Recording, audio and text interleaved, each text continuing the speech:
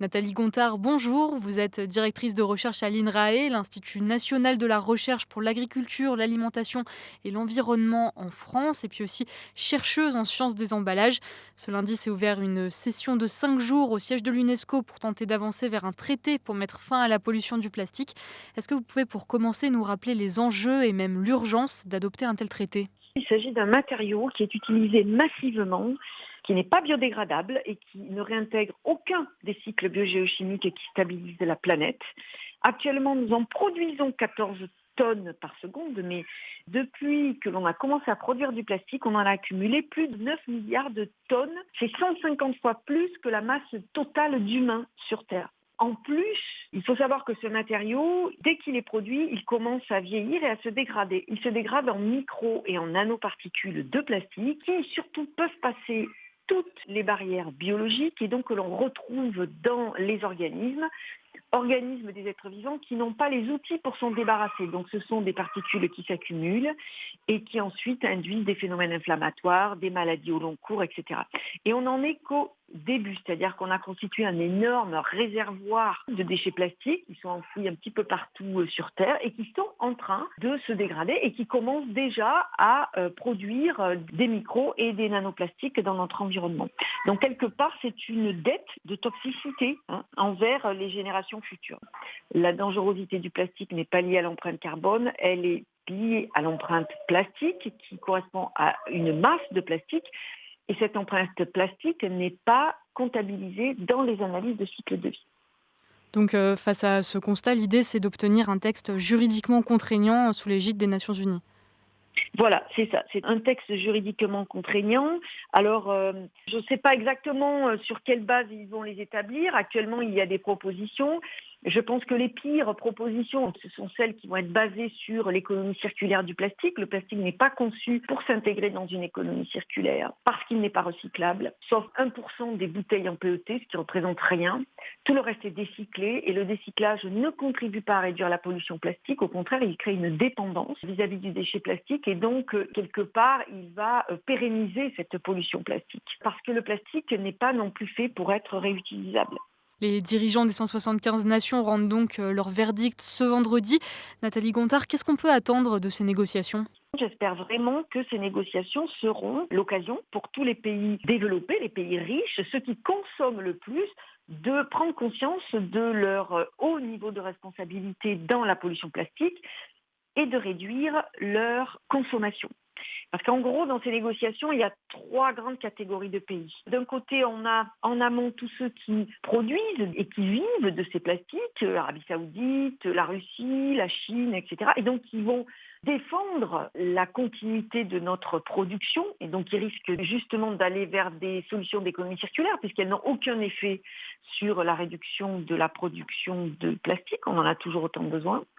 À l'autre bout de la chaîne, on a tous les pays du Sud, notamment certains pays d'Afrique, d'Asie du Sud-Est, qui, eux, accueillent nos déchets et qui ont énormément de mal à se défendre de ces transports de déchets plastiques d'un pays vers un autre. Et puis, au milieu, on a les gros utilisateurs, c'est l'Europe, les USA, quoique les USA soient un peu entre les deux, parce qu'ils produisent aussi pas mal.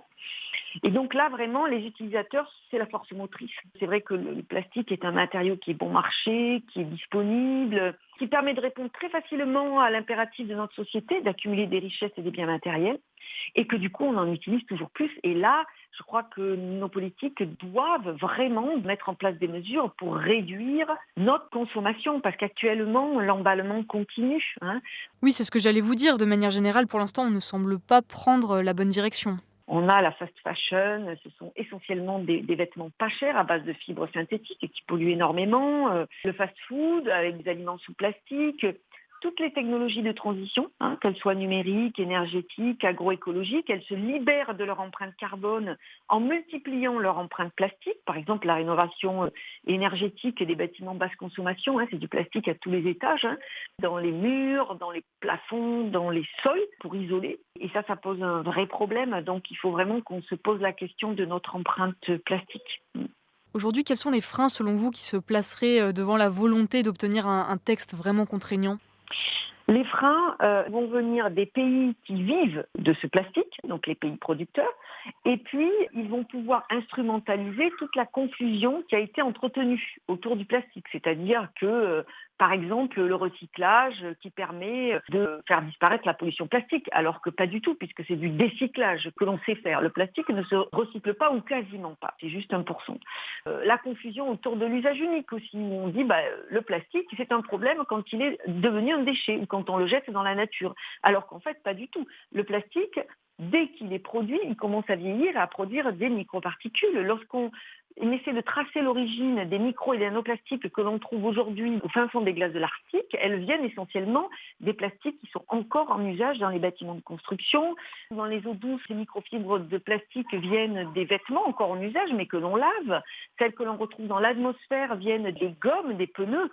Donc je pense que ce sont des pays et des industries productrices de plastique et utilisatrices aussi qui vont essayer de gagner du temps en utilisant toutes ces belles histoires autour du plastique, mais qui ne collent pas avec la réalité du plastique.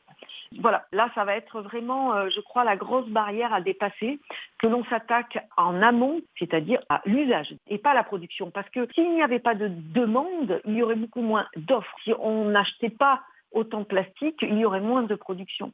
Donc je pense que c'est actuellement entre les mains des pays qui utilisent le plus de plastique. Et là, encore une fois, c'est un énorme chantier qui ne peut pas reposer que sur les épaules du consommateur, mais bien entendu qui doit reposer sur les épaules des industriels qui utilisent ce plastique. Donc il faut que ces industriels nous proposent des biens et des services sans ou avec moins de plastique et que tous les pouvoirs publics les encouragent, voire même les obligent en leur fixant des objectifs de réduction des plastiques qu'ils utilisent.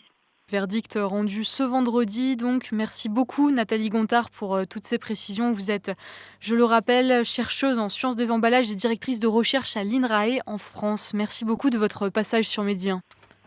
Bonne journée.